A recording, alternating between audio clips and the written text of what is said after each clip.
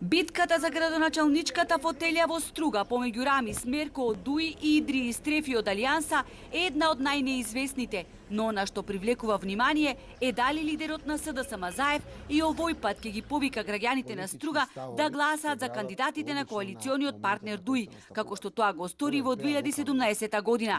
Ке седнели Заев повторно во скутот на Мерко, иако своевремено изјави дека се изгорел токму со поддршката на Мерко.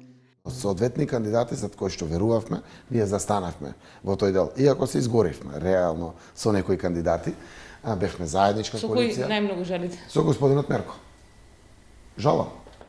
Неприкосновениот Мерко, кој стружани на шега го викаат македонската Ангела Меркел, не осврнувајќи се на забелешките од своите сограѓани, кои го критикуваат за предизборно асфалтирање, изведување на паркинзи и велосипедски патеки без никакви критериуми, за потрошените 78.000 евра на софри и скапи автомобили и покрај неколкуте кривични пријави, тој се бори за четвртиот мандат.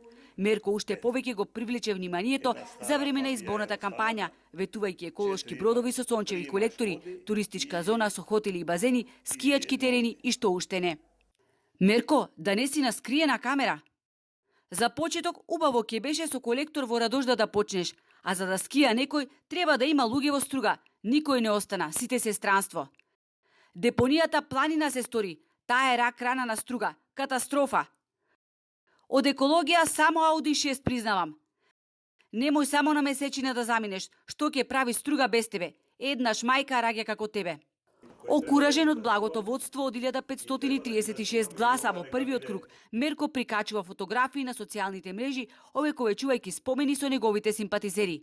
Ќе успее ли Идрии Стрефи да ја стопи предноста на Мерко и дали Заев ќе го погази сопствениот збор, ќе се знае на 31 октомври. До тогаш ќе се врти спотот на ДУИ, каде Мерко во фармерки трча претекнувајќи ги останатите тркачи, кои се влечат по патеката, а Мерко орен со раширени раце ги чека на целта.